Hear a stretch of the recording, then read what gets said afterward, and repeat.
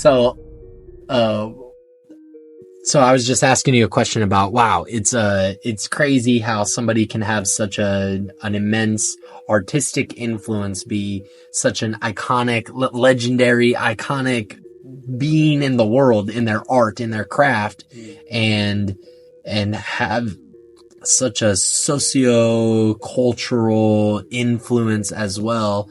And then there's like, kind of like this conspiring against them also. There's a conspiring agenda against that, like, such a powerful influence. What do you think about that? Isn't that crazy? It is, and where there's good, there's bad. Uh-huh. You know what I'm saying? So yin and yang, huh? Yeah, where there's positivity, there's going to be the negative. And I think that's what gives, wow. That right there, I guess, helps in amplifying the message. Mm-hmm. Because it's energy at the end of the day. It's like good, bad, positive, negative. They give a charge. Right. You know what I'm saying? So for that opposing side to be so strong, like a Nipsey Hussle quote, it's good to have strong enemies. Mm-hmm. Paraphrasing, I don't know how I exactly quoted that, but that's one of the last things that he put up on his what was that? His Twitter or Instagram. Sure. It's a blessing to have strong enemies because it makes you stronger. Yeah. You know what I'm saying? Yeah. It's like give a scenario of two fighters that are gonna go inside the ring. Mm-hmm. Remember the time when Ngannou lost against Stipe? Mm-hmm. The fact that he lost like that, that was a strong enemy, a strong opponent. Mm-hmm. That loss made him better because he knew where his weaknesses are and what to further work on on the next time around. And a hero and this hero's narrative language, or a legend, an icon, like when you are that person, that hero, then you don't want, taking the UFC example, Gaethje versus Chandler. At the end of that fight, Gaethje says, "We should have been in a coliseum fighting to the death." That was such a cold thing to say at the end of a 5-round blood match. We should have been in a coliseum fighting to the death. And that's amazing to have that, to be in your feet in that way, like to have that sort of character, that sort of conviction in what you do, to go up against whatever adversity the world has for you. So Fela Kuti was a big influence on you. What are other musical influences that you've had?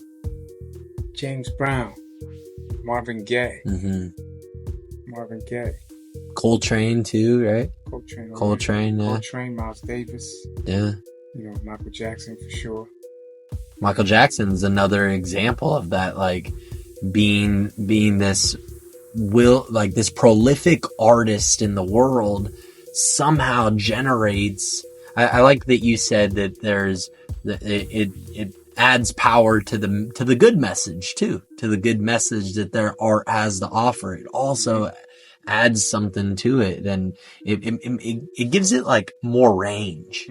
It gives the message more range. It hits more people's eyes and ears, and it's like an assistance to shine more, to really helping to shine more light on the message. Yeah. When there's no opposition, there's nobody else. Imagine without the opposition, and it's only your position, you know what I'm saying?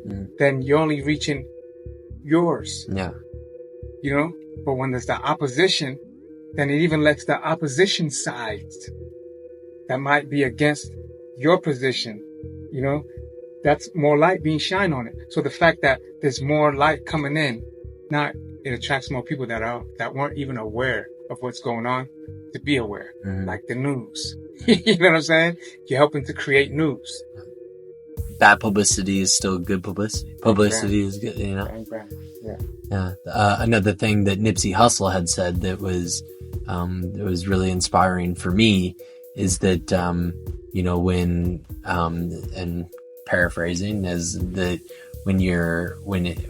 he reminds himself that when things are tough, when it's challenging, when he feels overwhelmed, this is how it's supposed to feel. Yeah. This is how it's supposed to be. Yeah. Exactly. And, we don't need research to verify that statement, to make it valid.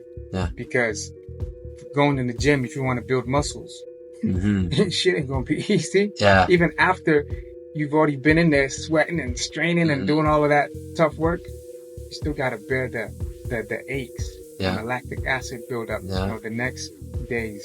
Time under tension. That's what builds muscle. Time under tension. Man. How long will you handle the pressure? Right. How much pressure can you almost create? How much pressure can you create so that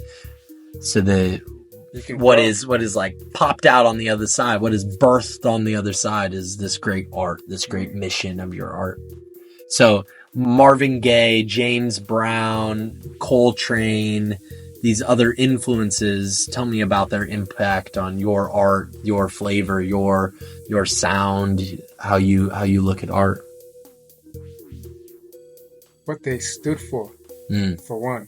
And that was, whatever you stand for will show in your demonstration. Yeah. And from your demonstration, the energy will be felt. You know what I'm saying? And I think that's what gravitated me towards, these icons more so than just their creativity. That gravitated me towards them had me receive their artwork as what it should, as how it should be received. Well, I wouldn't say should be received, but I'm assuming how they possibly wanted people to receive it, and their stance on humanity, the way they were outspoken, and how they created, and the quality of their work. Yeah. Like Marvin Gaye, he didn't go for what was already done. He didn't create as how it's already been created. He paved his own path. And his vocals, man. Yeah. His vocals, man. His vocals, man. Yeah. Afolabi, how do you create? How do I create? I'm such a free thinker. I believe, I always talk about freedom. I'm such a free thinker to where I don't believe in shoulds. I don't believe in shoulds.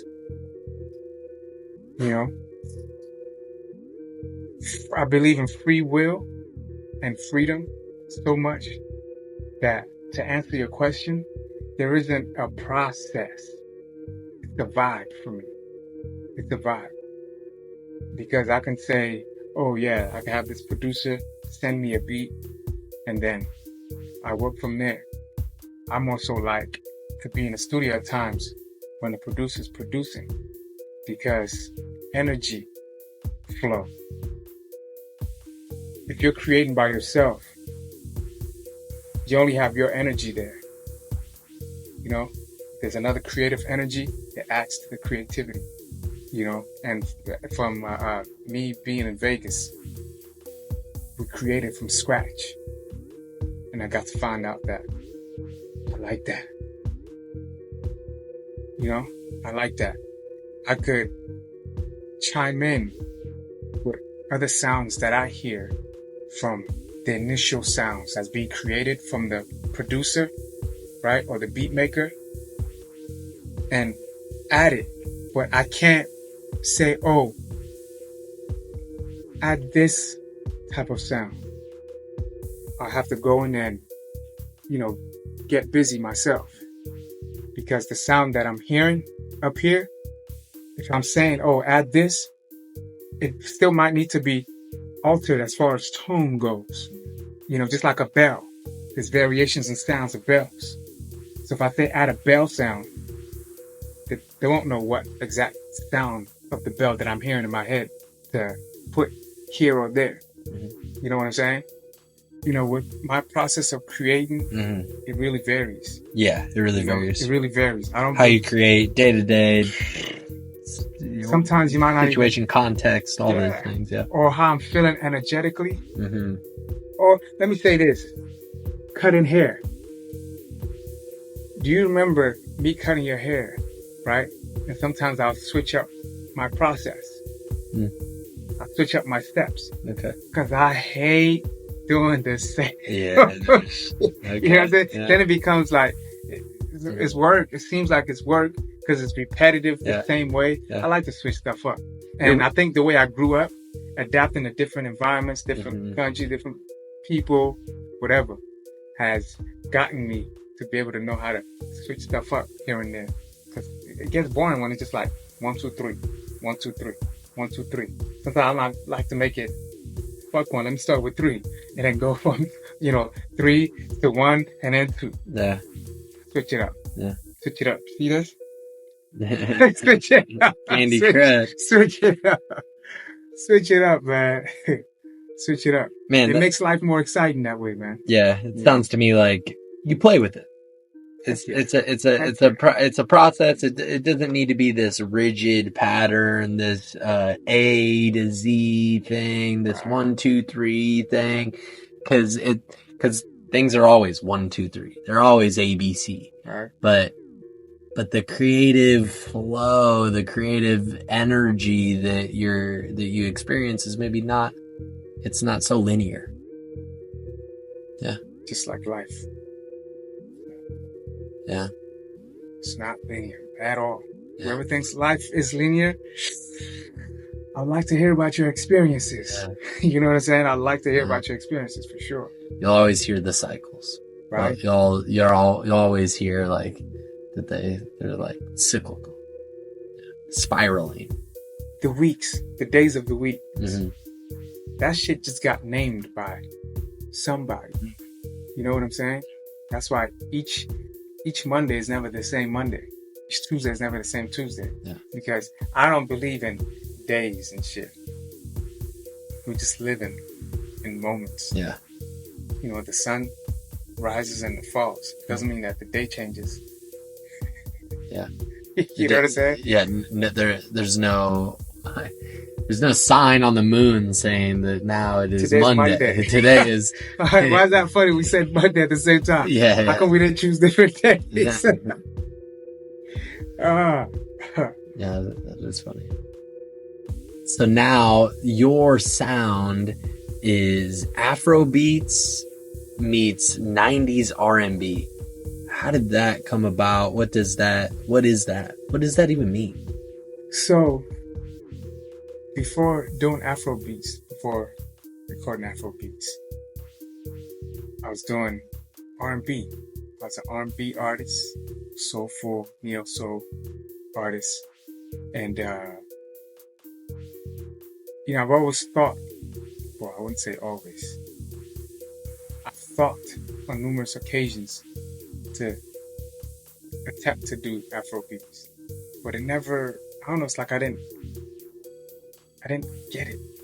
Not that I didn't get it, but I didn't feel like I was doing it. That's part of questioning my, abilities. Is this good enough? Would I be good enough? Mm-hmm. And that is for everybody. For everybody that's listening to this, for you, for that's a trauma response. It's a trauma response of questioning your worth. And that's why, in all of this talk, we started with where do you start? Where did you begin from? And those qualities have given you this skill of adaptation, and that has influenced your whole creative process. And that has had so much benefit for you to be where you are today. Mm-hmm. Yeah. To be able to create this now mashing of things.